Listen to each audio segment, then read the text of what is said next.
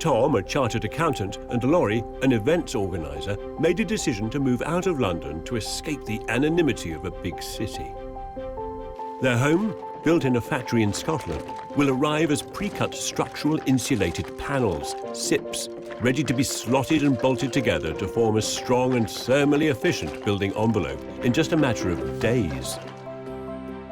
There are so many tricky angles.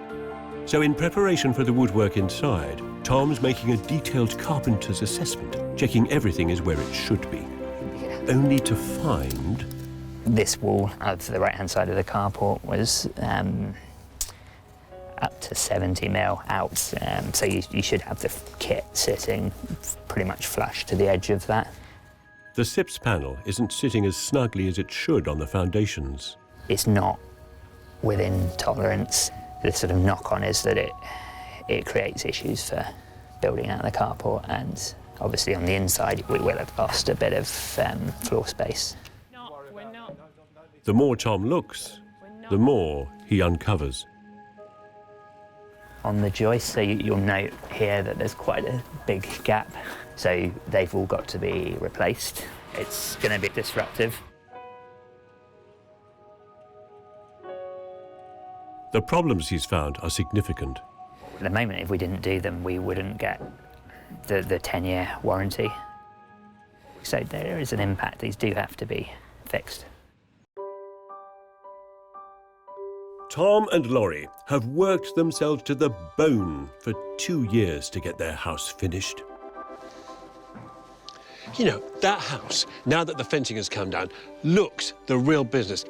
It's almost like a little slice of streetscape from Sweden or somewhere.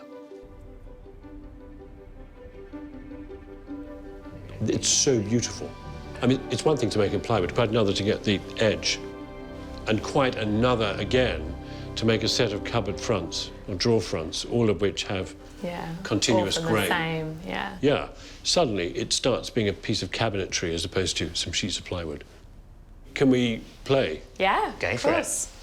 Ordinarily, if it's just a kit from a standard kitchen company, there's not much fun, but when it's handmade... The kitchen also offers Tom something he hasn't had in the last 18 years. What I really like is the view out of the kitchen window here.